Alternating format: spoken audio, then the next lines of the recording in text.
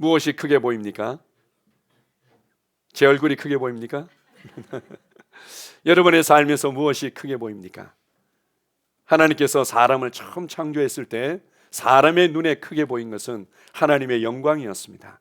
하나님의 사랑이 크게 보였고, 하나님의 지혜가 크게 보였고, 하나님의 계획이 너무 크게 보였고, 그리고 하나님께서 사람에게 주신 권세와 능력들이 너무 크게 보이고, 사람에게 주신 그 부르심이 크게 보였던 거죠. 그런데 사람이 하나님과 하나님의 말씀을 마음에 두기 싫어하고 하나님을 떠났을 때 죄로 말미암아 사람 안에 두려움이 들어오게 되었습니다. 그러고 났더니 이 두려움이 사람의 눈을 멀게 만들어 버렸던 거죠.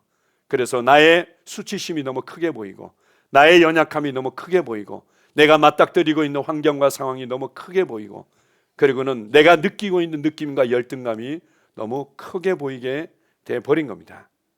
오늘 본문 말씀에 보게 되면 이스라엘 백성들을 위대한 하나님의 능력을 통해서 이집트로부터 구출해냈습니다. 그들이 평생에, 그리고 인류 역사 가운데 들어보지 못했던 위대한 하나님의 능력들을 경험하고, 더더군다나 큰 바다를, 그 바다에 길을 내서 길을 건너는 그런 놀라운 역사들을 경험해서 여기까지 왔는데, 이제 가데스 바냐에서 하나님께서 약속하셨던 그 젖과 꿀이 흐르는 땅, 하나님이 줄로 재어준 그 아름다운 구역으로 들어가기 전에 이제 정탐꾼들이 가서 정탐을 하고 돌아와서 이제 보고하게 됩니다. 보고하는데 그들이 그렇게 하나님의 위대하심과 전능하심과 이런 것들을 보고 경험했는데도 오히려 그들의 말을 들으면서 그들이 맞닥뜨리고 있는 환경과 상황이 크게 보이기 시작한 거죠. 다시 한번 읽어봅시다. 민수기 13장 28절입니다. 그러나 그 땅 거주민은 강하고 성읍은 견고하고 쉼이 클 뿐 아니라 거기서 아낙 자손을 보았으며, 그 땅 거주민은 너무 강하더라. 성읍도 너무 높고 견고하고 크고 모든 것들이 우리를 압도할 만큼 다 커 보이는 거죠. 이 모든 것들이 다 크게 이제 보이기 시작한 겁니다. 그리고는 이제 하나님의 말씀은 작게 보이고, 하나님의 능력도 작게 보이고, 하나님께서 우리를 향해 가지고 계신 그 계획도 점점 작게 보이더니 원망하고 불평하고, 그리고는 결국 하나님의 말씀을 버리게 되는 거죠. 그렇게 해서 그들의 불신과 의심과 두려움들이 제거되어질 때까지 광야를 방황할 수밖에 없었던 것들을 잘 보여주고 있습니다. 재미있는 거는요, 그들의 자녀였던 새로운 세대가 이제 가나안 땅, 젖과 꿀이 흐르는 땅에 들어갔을 때 뭐 여리고성이 좀 줄어들었다든지, 아니면 뭐 다른 어떤 성들이 세파에 의해 가지고는 다 그냥 흔들고 낡은 성이 됐다든지 그렇지 않았습니다. 동일하게 견고했고, 동일하게 높았고, 동일하게 아주 큰 가나안 족속들이 지키고 있었습니다. 그런데 그들에게는 결코 그것들이 크게 보이지 않았던 것입니다. 한번 생각해 보십시오. 하나님께서 사람을 창조하시고 난 이후에 환경과 상황이 우리를 두렵게 하고, 환경과 상황이 우리를 압도해서 정말 제대로 살아가지 못하도록 만들 것 같았으면 모든 것들을 다 작고 아담하게 만들었겠죠. 예를 들어서 아담과 하와의 키가 한 2m 정도 됐다고 합시다. 2m 정도 됐다면, 그러면은 너무 이게 짐승들이 크거나 식물들이 크거나, 그리고 주변의 환경들이 너무 커버리면은 그 환경에 의해서 압도당하고 영향받고, 안 그러면 실패할 수 있기 때문에 다 작게 만들었겠죠. 동물들도 다 2m 이상 되는 것도 하나도 없어. 식물들도 2m 되는 것들 하나도 없어. 산들도 다 2m 안팎의 언덕들이야. 그래야만 뭔가 제대로 권세를 발휘하고 제대로 잘 살아갈 수 있었을 것 같은데, 두려움이라는 것은 환경의 문제가 아니라는 거죠. 두려움은 상황의 문제가 아니라 바로 영적인 것이고, 이것은 믿음에 관한 부분이라는 겁니다. 말씀에 의해서 들어온 잘못된 믿음이냐, 바른 믿음이냐가 우리를 어떻게 보도록 하느냐를 결정하는 것입니다. 우리가 죄로 말미암아 우리 안에 두려움이 들어오고, 두려움이 들어왔을 때 하나님께서 말씀하시고 계획하신 것들을 제대로 보지 못하고 상황을 이제 왜곡해서 보게 되는 거죠. 우리가 가끔 그 놀이동산 같은 데 가면은 오목거울, 볼록거울 해가지고 이렇게 길쭉하게 걸어놓지 않습니까? 그러면은 그냥 작은 아이들도 그냥 길쭉한 거인처럼 보이도록 만드는 거죠. 마찬가지로 두려움이 우리의 눈을 멀게 만들어서 상황이 길쭉한 거인처럼 보이는 겁니다. 그리고는 그것에 대한 해석들도 왜곡되어 버리는 것들을 잘 보여주고 있습니다. 그래서 두려움은 영적인 것이구나. 그리고 상황이 크게 보이는 것들은 하나님이 말씀하시고 계획하신 것이 아니구나. 이것은 영적인 것이구나 라는 것들을 이해할 필요가 있습니다. 그리고 이 영적인 것들이 주로 말을 통해서 사람들에게 전이되어지고 사람들의 삶을 무너뜨린다는 것을 잘 알 수 있습니다. 정탐꾼들이 그들이 보고 왔던 좋은 그림들이 있습니다. 과연 하나님께서 말씀하신 대로 젖과 꿀이 흐르는 땅입니다. 포도송이를 보십시오. 이렇게 큰 포도송이가 어떻게 나올 수 있습니까? 얼마나 땅이 비옥하면, 우리가 살 터전이 얼마나 좋으면 이렇게 좋은 과일들이 주렁주렁 맺힐까요? 라고 그들도 보았고 그들도 그것을 알았습니다. 그런데 그것이 점점 작게 보이고 그런 성읍들이 점점 크게 보였던 거죠. 그리고 그것을 말로 말해낼 때 이스라엘 백성들 전체 가운데 두려움의 영이 전이되어진 겁니다. 그래서 디모데전서 1장 7절을 보게 되면 이 두려움이라는 것은 영이라고 표현하고 있습니다. 우리가 받은 것은, 하나님께서 우리에게 주신 것은 두려움의 영이 아니다, 이렇게 말하는 거죠. 그래서 이런 부분에 있어서 우리가 먼저 이해해야 될 부분들은 내가 무엇을 듣고 있는가, 그리고 내가 들은 대로 무엇에 주목하고 있느냐가 나의 상황이 내게 크게 보이느냐 작게 보이느냐를 결정하는 것입니다. 한번 로마서 10장 17절 한번 읽어보겠습니다. 그러므로 믿음은 들음에서 나며 들음은 그리스도의 말씀으로 말미암았느니라. 믿음은 들음에서 나며 들음은 그리스도의 말씀으로 말미암았느니라. 저희 이제 아들이 이제는 이제 올해 25, 26 이제 이렇게 이제 되는 거죠. 그러니까 이제 뭐 거의 독립을 했습니다. 저희가 뭐 누누이 또 붙들고는 다시금 뭔가 기초부터 가르치고 삶의 방식을 가르치고, 우리가 기회가 있다면 그렇게 권면하고 함께 의견을 나누고 뭐 이런 시간들을 가지긴 하지만 예전에 비해서는 이제 거의 그런 시간들을 가지기가 어렵죠. 뭐 그러다 보니까 제가 이제 가끔씩 그런 얘기를 합니다. 아들아, 내가 너한테 정말 마지막으로 딱 한 가지를 권면하고 딱 한 가지를 줄 수 있다면 나는 이 말을 해주고 싶어 라고 제가 하는 부분들이 있습니다. 그게 뭔가 하면 로마서 10장 17절입니다. 인생은 영적인 것이고, 그리고 인생은 내가 믿는 바에 의해서 살아가는데, 이 믿음이라는 것은 내가 무엇을 듣느냐에 의해서 세워지는 거야. 네가 세상의 정보만을 듣고 있다면 세상에 대한 믿음이 생길 거고 세상의 사람들이 갖고 있는 믿음을 가지게 될 거야. 그런데 하나님의 말씀을 네가 계속해서 더 많이 듣게 된다면 네 안에 하나님 수준의 믿음이, 그 하나님의 믿음이 세워질 거야. 그리고 인생은 그 믿음에 의해서 믿음의 수준만큼 살아갈 수 있어. 그래서 제가 저희 자녀에게 내가 마지막으로 줄 수 있는 아빠로서의 최고의 마지막 한 가지 권면이 있다면 이 말씀을 꼭 기억해라. 네가 듣는 것을 조심하고 믿음이 바로 들음으로부터 세워진다는 것들을 붙잡았으면 좋겠다. 제가 이렇게 권면한 적이 있습니다.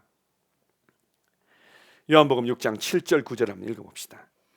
빌립이 대답하되 각 사람으로 조금씩 받게 할지라도 200데나리온의 떡이 부족하리이다. 여기 한 아이가 있어 보리떡 5개와 물고기 2마리를 가지고 있나이다. 그러나 이것이 이 많은 사람에게 얼마나 되겠사옵나이까. 오병이어에 대한 이제 기적입니다. 물론 이제 제자들은 그런 것들을 상상도 못했고 기대할 수도 없는 상황이었죠. 구약의 엘리사를 통해서 오병이어의 기적과 같은 그런 기적들이 있었기는 있었지만 벌써 예전에, 아주 오래전에 이제 성경에 기록된 부분들이고 뭐 주변에서 그것을 뭐 듣거나 경험해 본 적도 없는데, 그들이 계산할 수 있는 것들은 오직 그냥 군중이 얼마나 많은지, 그리고 이 돈으로 이것이 감당할 수 있는지, 그리고 설사 이 돈이 있다 하더라도 이것을 어디 가서 어떻게 사야 될지 현실적인 상황밖에 없는 겁니다. 그래서 그것을 생각하고 군중을 보면 볼수록, 주목하면 주목할수록 이 풀 수 없는 이 상황들이 너무 크게 보이는 거죠. 우리가 가지고 있는 돈이 얼마만 하는지 내가 계산하면 계산하고 그것에 주목하면 주목할수록 이 상황이 너무 크게 보이는 겁니다.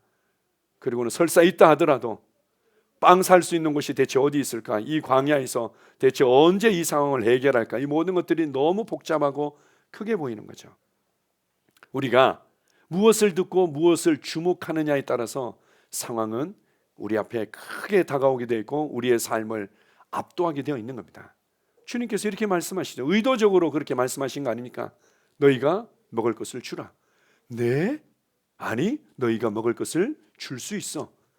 예수 그리스도를 신뢰하고 예수 그리스도의 능력에 주목하고 예수 그리스도의 긍휼과 그분의 그 백성들을 향한 그 목자의 심정으로 그들을 향한 예수 그리스도의 마음에 집중했다면 얼마든지 이 상황은 점점 작게 보이고 예수 그리스도의 능력과 긍휼은 점점 크게 보이고 그렇게 이제 될 수 있었던 부분이죠.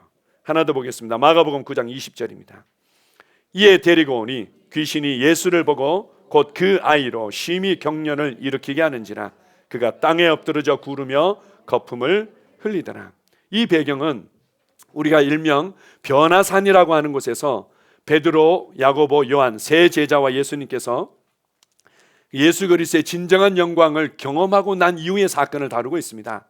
그냥 베드로가 그 영광에 취해서 자기가 무슨 말 하는지도 알지 못하고 예수님 여기에 초막셋을 짓고 계속 살았으면 좋겠어요. 그런데 이제 모든 것들이 다 거치고 난 이후에 내려가자 결국 현실을 이제 당면하고 그곳에서 하나님의 그 지혜와 능력으로 삶을 다루어 가야 되는 그 현장에 딱 도착했는데 이제 제자들 3명만 올라가고 나머지 이제 제자들이 있었는데 그것도 소문을 듣고 사람들이 몰려들었는데 예수님이 계시지 않지만 제자들도 귀신을 쫓아내고 제자들도 치유를 행하며 기적을 행한 부분들이 있으니까 할 수 있겠죠라고는 자기 자녀를 데려왔는데 제자들이 못 고치는 겁니다. 해도 안 되고 그것 때문에 씨름을 하고 있는 상황에서 예수님께서 이제 그 얘기를 듣죠. 그리고는 예수님께서 야 그럼 빨리 기별을 하지 아유 고생했겠다 이렇게 얘기하는 것이 아니라 이 믿음이 적은 자들아 하면서 그들을 책망하십니다. 믿음을 붙들었다면 너희들이 이 상황을 충분히 다룰 수 있었을 텐데 이 믿음이 적은 자들아 이렇게 책망하시죠. 그리고는 예수님께서 아이를 데려와라 이렇게 했는데 아이가 예수님이 불렀는데도 거기서 그냥 심한 경련을 일으키고 그렇게 그냥 몸을 떨면서 완전히 그냥 이상한 모습을 보이는 겁니다. 그런 상황들이 제자들 앞에서도 계속 펼쳐졌다는 거죠. 예수님께서 쫓아내십니다. 그 제자들이 예수님 왜 저희들은 못 쫓아냈죠? 그랬더니 이제 우리가 잘 알고 있는 그 말씀을 나누죠. 이런 종류는 기도 외에는 나가지 않느니라. 다른 번역본에는 이런 종류는 기도와 금식 외에는 나갈 수 없느니라 이렇게 말합니다. 우리가 이 말씀을 앞뒤 문맥 가운데 제대로 이해하지 못한다면 이렇게 생각하는 거죠. 아, 어떤 귀신의 종류들은 빡시게 기도해야만 나가는 종류가 있는 모양이다.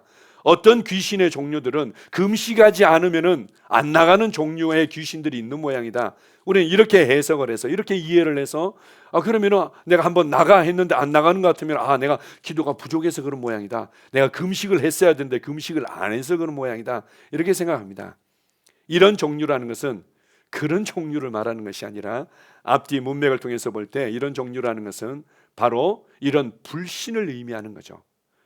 이 제자들이 귀신이 겉으로 그냥 이렇게 경련을 일으키고 그리고는 엎드리고 구르고 거품을 내니까 이게 너무 그 상황에 집중하게 되고 그 상황만 주목하게 되면서 이 귀신의 어떤 능력이라는 귀신의 상황들이 더 크게 보이기 시작한 겁니다. 그리고는 예수님께서 내 이름으로 귀신을 쫓아내게 되어 있어. 그리고 내가 너희에게 그 권세와 능력을 줬기 때문에 할 수 있어 이랬는데 이 상황이 너무 크게 보이는 겁니다. 그러니까 하지 못하는 것처럼 그들 안에 불신이 들어오게 된 거죠. 많은 경우에 불신들은 현상이나 상황을 통해서 우리 안에 들어오는 겁니다. 두려움과 함께 들어오고 열등감과 함께 들어오는 거죠.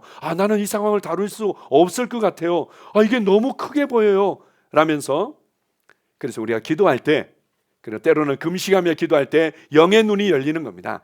실체를 보게 되는 거죠.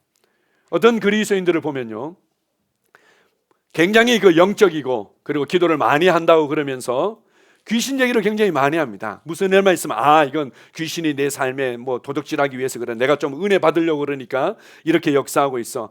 내가 이번에 한번 결단하고 헌신하려고 그랬더니 귀신이 우리 자녀들을 통해서 이렇게 역사하고 있다고. 입만 열면은 그는 뭔가 좀 신령하고 그럴듯한데 귀신 얘기들을 계속 하는 겁니다. 뭐 하는 겁니까? 귀신이 내 삶을 충분히 해방하고 도둑질하고 무너뜨릴 수 있는 권세도 있고 권위를 가지고 있는 것처럼 계속 말하는 거죠. 성경 제자들이 그렇게 말했습니까? 우리의 믿음의 선배들이 다 그렇게 얘기했습니까? 아니요. 우리가 그것에 주목하면 주목할수록, 그리고 그것을 말해내면 말해낼수록 그것은 점점 크게 보일 뿐입니다. 그러나 실상은 그런 게 아니라는 거죠. 예수님의 말씀 한마디에 모든 것은 떠나갔습니다. 그래서 이런 종류는 기도 외에는, 기도와 금식 외에는 나갈 수 없다. 기도해서 영적인 눈이 열리고 기도해서 영적인 실체를 볼 때 이 불신을 쉽게 다룰 수 있고, 이 불신을 쉽게 다루는 것만큼 우리의 믿음이 강력하게 역사할 수 있음을 알려주는 거죠. 자, 계속해서 보겠습니다. 우리 지속적으로 우리가 말하고 있는 부분들, 나는 그냥 내 상황을 말하는 것뿐인데, 그러나 한편으로는요, 내 상황을 말할 때 보면 내가 이 상황을 다룰 수 없다는 어떤 그런 어떤 열등감이나 그 어떤 좌절감, 이런 부분 때문에 왠지 위로를 받고 싶고 계속해서 동의를 받고 싶으니까 지속적으로 말하는 거죠. 그런데 지속적으로 말하면 말할수록 이 상황은 크게 보이게 되어 있습니다. 누가복음 1장 18절 20절에 같이 읽습니다. 사가랴가 천사에게 이르되 내가 이것을 어떻게 알리오? 내가 늙고 아내도 나이가 많으니이다. 보라, 이 일이 되는 날까지 네가 말 못하는 자가 되어 능히 말을 못하리니 이는 네가 내 말을 믿지 아니하마거니와 때가 이르면 내 말이 이루어지리라 하더라. 침례 요한의 아버지였던 사가랴에 대해서 나누고 있습니다. 사가랴와 엘리사벳이 나이가 아주 많았죠. 이제 늙었다고 표현하고 있습니다. 그런데 예수님의 길을 예비하기 위해서 이제 침례 요한이 드디어 이제 잉태되어지는 그 순간에 가브리엘 천사가 기별을 가지고 온 거죠. 내 아내가 자녀를 얻게 될 것이다. 이렇게 했는데 사가랴가 이렇게 말합니다. 나는 늙고 아내도 나이가 많은데 이게 어떻게 가능하고 이거 어떻게 할 수 있어요? 그랬더니 이제 가브리엘 천사가 네가 이 침례 요한이 태어난 날까지 벙어리가 되어서 말하지 못하게 될 것이다. 이렇게 말합니다. 너무한 거 아니에요? 그렇게 얘기할 수도 있는 거죠. 아니, 나이가 많고 그리고 잉태하기 어려운 상황에서 자녀를 갖게 됐다는데 그거 말도 못해요? 그것 때문에 벙어리가 된다는 건 너무 억울하잖아요. 우리가 이제 이렇게 이해할 수 있는데 마찬가지죠. 하나님이 그 억울하게 우리 가운데 역사할 부분은 아니죠. 이 전체적인 문맥을 통해서 볼 때 사가랴가 계속 자신의 늙은 부분들을, 그리고 자신이 결코 이 자녀를 갖기 어렵다는 부분들을 계속해서 주목했고 그것을 계속해서 말했다는 것을 이해할 수 있습니다. 그래서 불신의 말을, 의심의 말을, 그런 계속해서 질문을 던지는 말들을 하게 된다면 하나님께서 역사하실 수 있는 일들을 제한하고 막아설 수도 있다는 것을 알았기 때문에 그 기간 동안에 하나님의 이 말씀의 씨앗이 열매 맺힐 동안에 불신의 말들, 의심의 말들 하지 못하도록 그의 입을 닫아버린 거죠. 우리가 때때로는 너무나 이게 소극적인 표현이지만 때때로는 우리가 하나님의 일들에 대해서 아멘할 수 없다면, 하나님의 지혜와 일하심과 그분의 열정과 그분의 부르심에 대해서 아멘할 수 없다면 그냥 입을 다물고 말하지 않는 것이 지혜로울 수도 있습니다. 그러나 더더욱 주님께서 원하시는 것은 하나님의 지혜를 더욱더 말해내고 하나님의 계획을 더욱더 말해내고 하나님의 능력들 더욱더 말해내기를 주님 원하시는 거죠. 자, 요한복음 5장 6절 7절 한 절 더 보겠습니다. 예수께서 그 누운 것을 보시고 병이 벌써 오래된 줄 아시고 이르시되 네가 낫고자 하느냐? 병자가 대답하되 주여 물이 움직일 때 나를 못에 넣어주는 사람이 없어 내가 가는 동안에 다른 사람이 먼저 내려가나이다. 예루살렘의 베데스다 연못은 특별한 하나님의 초자연적인 긍휼과 은혜의 역사들이 있었던 연못이었습니다. 그곳에서 천사가 그냥 시도 때도 없이 예고 없이 방문해서 물을 휘저어 놓을 때 제일 먼저 들어가는 사람이 낫게 되었던 거죠. 그러나 안타까운 것은 오직 이스라엘 백성들이 그 방법 외에는 없었느냐? 그렇지 않았습니다. 그들이 하나님의 말씀을 신뢰하고 말씀을 따라 걸었다면 그들은 언제든지 치유를 경험할 수 있는 길을 구약에서도 열어놓으셨던 부분이죠. 그러나 어쨌든 하나님의 역사가 있었는데요, 안타까운 것은 38년 동안 중풍병으로 누워 있었던 사람이 있었는데 예수님이 그의 권고함과 고통과 부르짖음을 듣고 찾아오셨습니다. 그리고는 얼마나 어렵냐? 내가 너를 치유해 주겠다 이렇게 하신 것이 아니라 제일 먼저 이렇게 묻습니다. 네가 낫고자 하느냐? 네가 정말 낫고 싶니? 이렇게 물으신 거죠. 왜 그랬을까? 뒷부분에 이제 그대로 나오는 거죠. 이 병자가 이렇게 말합니다. 그럼요. 그 당연한 거죠. 제가 얼마나 낫고 싶은데요. 정말 제가 나을 수 있다면 무슨 일이든 다 할 수 있을 것 같아요. 라고 말해야지 정상인데 뭐라고 얘기하죠? 나를 못에 넣어줄 사람이 없어요. 내가 가는 동안에 다른 사람이 먼저 내려가요. 다른 한편으로 보게 되면 38년 동안이나 고통을 받을 수밖에 없었던 이유 중에 하나가 끊임없이 상황을 주목하고 있고 그것에 대해서 원망하고 불평하고 다른 사람을 탓했던 것을 알 수 있습니다. 주님께서 묻죠. 네가 정말 낫고 싶니? 네가 정말 낫고 싶다면 그것을 계속 말하면 안 돼. 네가 정말 낫고 싶다면 계속 그것만 주목하고 있으면 안 돼. 왜 나를 도와줄 사람이 없지? 전에 한두 번 도와주는 것처럼 하더니 왜 안 도와주지? 그리고 저 사람들은 나보다도 덜 이렇게 질병이 약한 것 같은데, 그리고 나보다도 처지가 그래도 괜찮은 것 같은데 왜 저렇게 그냥 먼저 뛰어들어가 가지고는 저 혼자만 이렇게 살겠다고 난리를 치지? 뭐 이런 식의 어떤 생각과 고백들이 있었던 거였죠. 아니다. 네가 정말 낫고 싶으냐? 그렇다면 이 상황만 주목하고 이 상황만 말하는 것이 아니라 하나님께서 행하신 일들을 기대하고 그것을 말해라. 그것을 계속해서 말하라는 거죠. 보십시오.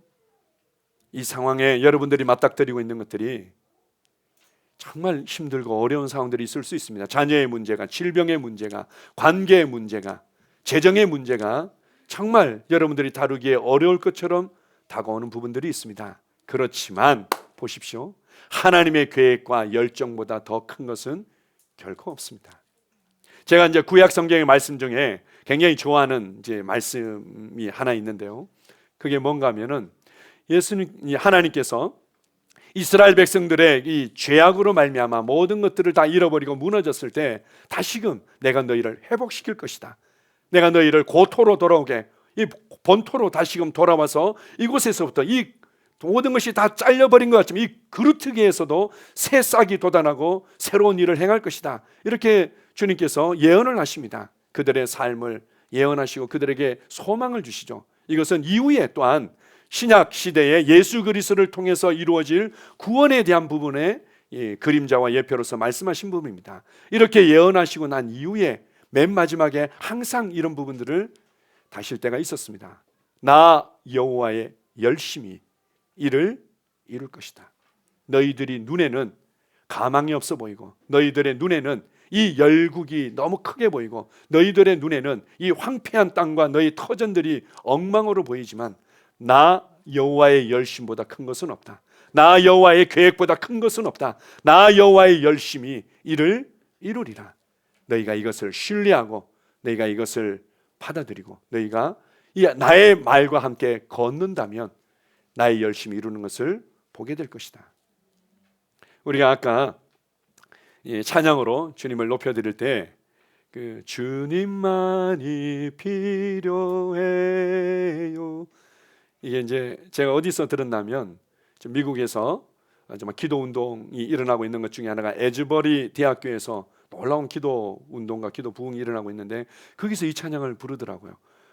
그들의 얼마나 그 뜨겁고 간절히 열정적으로 부르는지 우리도 같이 부르면 좋겠다 이렇게 해서 같이 부르게 됐는데요. 그 2절에 보게 되면은 이런 가사가 있지 않습니까? 죄악 속에 방황할 때 주의 은혜 흘러넘쳐. 이 로마서에 있는 말씀을 이제 찬양 가사로 지은 건데요. 죄가 더한 곳에 은혜가 더했다. 우리가 봤을 때는 이 죄와 죄인들이 전혀 소망이 없죠. 뭔가 길이 보이지 않고 그냥 이대로 끝날 것 같은데 하나님의 은혜는 더욱 크고 더욱 흘러 넘친다는 거죠.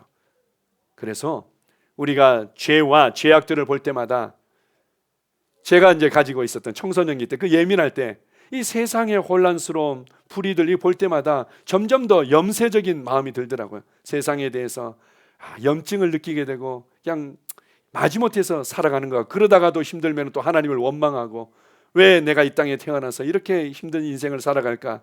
물론 이제 청소년기 때의 어떤 예민한 감성이었을 줄 몰라도 또 이제 그렇게 받아들이는 사람들도 있죠. 죄와 죄인들과 불의들을 계속 주목하고 그것을 계속 말해내니까 그게 점점 크게 보이는 겁니다. 그러나 성경은 진리는 분명하게 알려주고 있죠. 아니, 죄가 더한 것에 은혜가 더하고 하나님의 은혜보다 큰 것은 없어. 하나님의 은혜보다 큰 것은 없어. 많은 사람들의 어떤 불신들을 보게 됩니다. 우리 주변에서 복음을 전하면서 그들을 주님께로 이끌기 위해서, 하나님과의 바른 관계 안으로 이끌기 위해서 도와주지만 이 사람의 안에 들어가 있는 그 불신들, 또 교회에 대한 또 상처와 그 불만들, 이런 것들을 어떻게 할 수가 없는 거죠. 그래서 이 사람 안 될 것 같아요. 너무 그렇게 힘쓰지 마세요. 이 사람 안 돼요 라는 마음이 들 수 있지만 주님은 이렇게 말합니다. 우리의 불신과 우리의 믿지 아니함이 하나님의 신실하심을, 그것을 제한할 수 있겠냐고. 그럴 수 없는 거죠. 아무리 우리가 불신 가운데 있더라도 복음의 능력보다 큰 것은 없습니다. 제가 이제 몇 차례 나눈 부분들이 있고, 제 나누는 걸 듣고는 바로 또 영화를 보신 분들도 있는데, 예수는 역사다라는 게 실화 영화도 이제 잘 만들어진 영화가 있는데요. 이 주인공이 리 스트로벨 이제 목사님이신데요. 근데 그때는 아주 유명한 그 시카고에 상도 여러 가지 받은 아주 뛰어난 신문 기자였습니다. 굉장히 변증적이고 논리적이고 아주 철저한 무신론자였고, 그리고는 그가 참 글을 쓸 때 얼마나 이제 논리 정연하고 영향력이 있었던지 상도 이제 많이 받았던 사람입니다. 뭐 여차여차해서 자녀와 아내들이 예수님을 믿게 되었습니다. 그냥 처음에는 뭐 한번 호기심에서 그럴 줄 알았는데 예수님을 제대로 믿기 시작하니까 이제 화가 나기 시작한 겁니다. 자기가 생각할 때는 철저한 무신론자로서 이 신앙이라는 것은 사람들을 미혹하는 마약과 같은 건데, 그게 말도 안 되는 이 교리와 논리에 빠져서 그렇게 자신의 자녀들과 아내를 빼앗긴다는 게 용납할 수가 없었던 거죠. 근데 싸워보기도 하고 나름대로 할 수 있는 것들도 하고 안 되는 겁니다. 그래서 힘들게 하고 있는데 마침 같은 신문사에 동료 이제 기자가 왜 그러냐고 물었는데, 그 동료 기자가 크리스찬이었던 거죠. 여차여차해서 내가 그렇다고, 내가 너무 힘들다고 그랬더니 그 동료 크리스찬 기자가 좋은 권면을 해줍니다. 야, 그렇게 기독교가 거짓이고 그 가운데서 네 아내와 자녀들을 빼오고 싶으면은 그냥 핵심을 치고 들어가. 뭐 이렇게 주변에 그렇게 어렵게, 그 핵심이 뭔데? 그랬더니 예수님의 부활이 거짓이라는 것을 증명해 내기만 하면 돼. 예수님의 부활이 거짓이라는 것을 증명해내면 예수님이 구원자며 하나님이라는 것은 거짓이지, 그리고 예수님이 구원자와 하나님이라는 것을 증거한 성경도 거짓이지, 성경이 거짓이라면 하나님이 살아계시고 그분이 창조자라는 것도 거짓이지, 그러면 기독교는 다 무너지게 되어 있어. 예수님이 부활이 거짓이라는 것만 증명해내. 이랬더니 이분이 아주 타고난 신문기자답게 의사들을 의학적으로 접근을 하고 심리학자들 찾아다니고, 그 다음에 고고학자들 찾아다니고 고문서학자들 찾아다니고, 그리고 그 주변에 관련된 책들을 다 섭렵해 가지고는 자료를 모집한 겁니다. 그리고는 꼼꼼하게 정리를 하다가 무릎을 꿇게 된 거죠. 예수가 부활했다는 것은 역사적인 사실이구나. 이 부인할 수 없는 역사적인 사실이구나. 이렇게 해가지고 무릎을 꿇고 아내와 함께 예수님을 구원자와 주님으로 영접하게 됩니다. 그러고 났더니 이 사람이 이제는 이제 약간 공허함이 들기 시작한 거죠. 내가 그렇게 이걸 부인하기 위해서 막 열정적으로 줄다림쳤다가 이게 아니었구나라고 예수님께 무릎을 꿇고 나니까 그 열정이나 뭐 이런 부분들을 어떻게 해야 될지 모르겠는 거예요. 이제 그걸 아내한테 얘기했더니 아내가 이제 이렇게 지혜롭게 권면해 주는 거죠. 당신이 부활을 부인하기 위해서 준비했던 자료들 있잖아. 이 자료를 가지고 부활을 증거하면 되지. 그렇게 해서 책을 쓰게 됩니다. 의학적으로, 의학적인 관점에서, 심리학적인 관점에서, 고고학적인 관점에서, 고문서의 관점에서 사람들이 설득하고 인정할 수 있는, 자기가 겪은 과정이니까요. 그렇게 해서 예수는 역사다, 예수는 역사적인 그 부활은 사실이다라는 이제 책을 쓰게 됩니다. 이 베스트셀러가 되었고 너무나 많은 이제 무신론자들, 불신자들에게 큰 영향을 주었던 책이고 영화로도 만들어졌습니다. 아직 못 보신 분들 한번 보십시오. 많은 도전이 되고 또 이런 굉장히 논리적이고 체계적이고 이 과학적인 것들을 좋아하고 따르는 사람들에게 큰 도전을 주는 영화가 될 겁니다. 사람들의 불신이 아무리 크다 하더라도 복음의 능력보다 큰 것은 없습니다. 복음이 들어가기만 하면, 복음을 그에게 우리가 심어줄 수만 있다면 그의 불신은 무너질 수밖에 없는 거죠. 사람들의 계산보다 하나님의 계산이 훨씬 더 크고 하나님의 지혜가 훨씬 더 크다는 것을 기억하십시오. 현실적인 상황들 클 수 있죠. 우리가 가끔 좀 더 인생을 경험해보고 나름대로 삶의 연륜과 지혜를 가진 사람들의 관점에서 다른 사람들을 볼 때 참 미련해 보이기도 하고 왜 저렇게 인생을 살아갈까라고 생각해서 그것을 계속해서 말할 때가 있습니다. 왜 저렇게 지혜가 없을까? 왜 저렇게 미련할까? 이렇게 하면 될 텐데 라고 말해내면 말해낼수록 그 상황은 점점 커지게 되어 있습니다. 우리도 다루기 힘들어지는 것 같고 저 사람도 다루기 힘들어지는 것처럼 크게 보이기 시작하는 거죠. 그때 그 상황을 계속 주목하며 말해내는 것이 아니라 그 사람에게 역사하는 하나님의 은혜를, 그 사람에게 역사하는 하나님의 지혜를, 그 사람에게 역사하는 하나님의 계획과 부르심을 계속해서 말해내는 겁니다. 하나님의 계획과 부르심보다 큰 것은 결코 없죠. 그리고는 우리는 보게 될 겁니다. 하나님의 계획이 그의 인생을, 그의 관점을, 그의 삶을 어떻게 바꾸는지를 보게 될 겁니다. 로마서 8장 35절을 같이 한번 읽어봅시다. 자, 시작. 누가 우리를 그리스도의 사랑에서 끊으리요? 환난이나 곤고나 박해나 기근이나 적신이나 위험이나 칼이랴. 누가? 하나님이 우리를 위하시는데 누가 이 사랑에서 끊을 수 있겠느냐? 그런데 우리가 환난에 주목하고 곤고에 주목하고 박해에 주목하고 기근에 주목하고 적신에 주목하고 위험이나 칼에 주목하면 그리고 그것을 말해낼수록 점점 크게 되어 있는 겁니다. 하나님의 사랑을 말해내는 거죠. 하나님의 계획보다 큰 것은 없다. 나를 향한 하나님의 부르심보다 큰 것은 없다. 나를 향한 하나님의 열정보다 큰 것은 없다.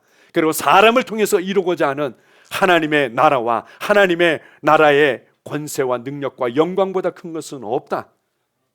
우리가 그 세상을 보면서 특별히 최근에 유튜브라든지 영상의 발달로 인해 가지고 우리가 세상의 상황들을 해석하고 또 이해하는 부분에 많은 도움을 받고 있죠. 그 중에 음모론에 관해서 아주 많은 사람이 영향을 주고 있는데요. 이 세상은 그 사람들이 이렇게 정치적으로 경제적으로 주도하고 있어. 그래서 그 사람이 의도한 계획대로 지금 이렇게 정치 상황이 되어지고 코로나 상황도 그래. 그리고 앞으로 경제 상황도 이렇게 될 거야. 그래서 이렇게 되어질 거야. 이런 얘기들을 우리가 많이 듣습니다. 어느 정도 일리가 있는 얘기겠죠. 터무니없는 거짓말 때문에 사람들이 그렇게 또 동의하고 함께 하지는 않겠죠. 어느 정도 팩트가 있고 어느 정도 가능성 있는 얘기겠지만 우리는 그것에 주목하고 그것만을 말해내지 않습니다. 자, 그런 얘기들을 하게 될 때 그런 부분이 있을 수 있어. 어느 정도 팩트가 있을 수도 있겠지. 그러나 역사의 주인공은 예수님이고 예수님을 통한 구원이고 하나님의 계획이고 하나님의 부르심이야. 그리고 우리는 그것을 주목하고 그것을 더 말해내는 겁니다. 그렇지 않으면은 어느새 우리는 물 전도사가 되고 어느새 알로에 전도사가 되고 그 제 얘기하는 겁니다. 제가 항상 몸에 알로에 만병통치약이야. 제 손에 오면은 모든 것들이 알로에만 먹으면 모든 것이 다 나. 그거 알로에를 안 먹어서 그래. 알로에를 먹으면 돼. 그거 약 알카리수 전기분해된 약 알카리수를 안 먹어서 그래. 그것만 먹으면 피부병 나. 그것만 먹으면 위장병 나. 그것만 먹으면 몸이 다 안 좋아져. 제가 한때 복음을 전하는 전도사였는데 제가 입만 열면 복음이 나오는 것이 아니라 알로에가 나오고 물이 나오고 이런 것처럼 우리가 하나님의 신실하심을 믿고 주님을 믿고 살아가는데 입만 열면 음모론이 나와. 입만 열면 세계 정부가 나오고 입만 열면은 이게 이 나쁜 놈들의 얘기가 나오는 거죠. 그게 아니라 스랍들이 하나님의 영광의 보좌 앞에서 그 영광을 보고 하나님의 계획을 알고 하나님의 열정을 알고 나니까 이 세상의 부조리를 보기보다는 온 땅의 여호와의 영광에 충만한 그 여호와의 영광을 보게 된 거죠. 주님께서도 우리가 그렇게 보기를 원하십니다. 자, 잠언 4장 20절에서 22절입니다. 자, 시작. 내 아들아, 내 말에 주의하며 내가 말하는 것에 내 귀를 기울이라. 그것을 내 눈에서 떠나게 하지 말며 내 마음속에 지키라. 그것은 얻는 자에게 생명이 되며 그의 온 육체의 건강이 됨이니라. 그래서 말씀에 주의해라. 말씀에 귀를 기울이고 무엇보다도 내 눈에서 떠나지 말게 하라. 이렇게 말합니다. 눈에서 떠나지 말게 하라. 24시간 성경 보고 있고 24시간 경건서적을 읽으라는 얘기가 아니죠. 하나님의 말씀에 주의하고 귀를 기울이게 되면 우리 눈에 보이는 게 있다는 겁니다. 하나님께서 보신 것을 보게 되어 있습니다. 말씀을 통해서 보여지고, 그리고 우리의 생각과 우리의 생각의 힘을 통해서 하나님께서 보신 것을 우리가 믿음으로 취할 수 있습니다. 이것 떠나도록 하지 마라. 우리 눈에 말씀을 통해서 본 것들을 놓쳐버릴 때가 너무 많다는 거죠. 그래서 또 눈을 돌려서 경제 상황이 얼마나 심각한지, 저 사람은 왜 저렇게 변화가 안 되는지, 이 상황은 내가 이렇게 나름대로 노력하는데 왜 안 되는지, 그리고 뭐 계속 이런 것만 보지 말라는 거죠. 내 눈에서 떠나지 말게 해라. 하나님의 말씀에 주목하는 겁니다. 여호와는 나의 목자시니 내게 부족함이 없으리로다 라면 그 말씀을 딱 눈에서 떠나지 않게 하고 이 말씀을 계속 나의 자녀에게 적용하는 겁니다. 아, 그렇지, 나의 자녀에게도 주님께서 목자가 되시기 때문에 얘의 삶에 부족함이 없을 거야. 그렇지, 얘가 학교 생활 가운데서 친구들과의 관계에 어려움이 있다고 그랬는데, 아니, 친구들 관계에 어려움이 없을 거야. 친구들과의 관계에서 부족함이 없이 잘 만들어가게 될 거야 라고 생각하라는 겁니다. 말씀을 붙잡아서 우리에게 주신 생각의 힘을 사용하는 겁니다.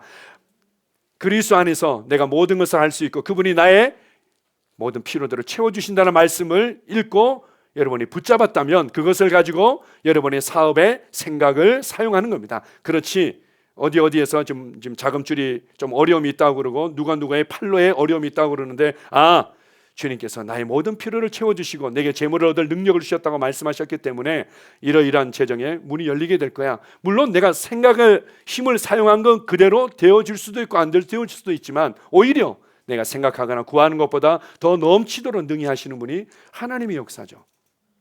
눈에서 떠나지 말게 해라. 그것을 보고 그것을 생각하고 그것을 말하는 겁니다. 그렇게 할 때 우리는 그것을 얻게 된다, 이렇게. 그것은 얻는 자에게 생명이 되고 온 육체의 건강이 됩니다. 또 하나 중요한 부분들이 있습니다. 하나님의 열정과 그 하나님의 계획, 하나님의 부르심보다 큰 것은 없지만 동시에 그 큰 하나님의 임재와 그 큰 하나님의 계획과 그 큰 하나님의 열정이 밖에 있고, 그것을 받기 위해서 내가 뭔가 좀 더 조심하고 노력해야 되는 것이 아니라 이제는 그 크신 하나님의 모든 것들이 내 안에 주어졌습니다. 자, 요한일서 4장 4절 같이 읽습니다. 자녀들아, 너희는 하나님께 속하였고 또 그들을 이기었나니 이는 너희 안에 계시니가 세상에 있는 자보다 크시니라. 자녀들아, 너희는 하나님께 속한 하나님의 자녀이지 않느냐? 그렇다면 너희는 이긴 자로 태어났다. 아버지가 승리자이고 예수 그리스도가 승리자인데 네가 실패자로 태어날 이유가 있니? 아니, 너는 이미 이겼다. 이미 이긴 자로 태어났다. 왜냐하면 너희 안에 계시니가 세상에 있는 자보다 더 크기 때문이다. 내가 내 안에 계신 그 예수 그리스도를 인식하고 믿음으로 걷는 이상 나보다 큰 것은 없다는 겁니다. 나보다 큰 문제는 없다. 나보다 큰 어떤 어려움과 혼란들은 있을 수가 없다. 내 안에 계시니가 세상에 있는 그 무엇보다도 크심이라. 여러분들이 내 안에 계신 주님을 인식하고 그 주님과 믿음으로 걷는다면 이 땅에 일어나는 그 어떤 것들도 여러분보다 큰 것은 없습니다. 나보다 큰 것은 없다. 아담보다 큰 것이 없었습니까? 아담보다 큰 동물이 없고, 아담보다 큰 식물이 없고, 아담보다 큰 산이 없고, 아담보다 큰 어떤 계곡이 없고 그랬습니까? 아니죠.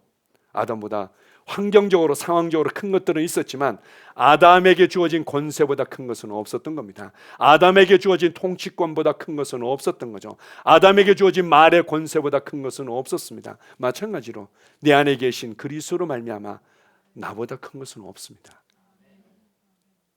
당당하게 여러분의 상황을 대면하십시오. 문제와 상황을 주목하며 내가 말해내면 말해낼수록 그가 내 삶을 도둑질하고 죽일 수 있다는 그 근거와 권한을 내어주는 것입니다. 문을 열어주는 거죠. 아니, 너는 내 삶을 다스리고 주도하고 도둑질할 수 있는 권한이 없어. 내 안에 계시니 이로 말미암아 나보다 큰 것은 없어. 이렇게 생각하고 이렇게 말하며 나의 삶을 주도해 가는 겁니다.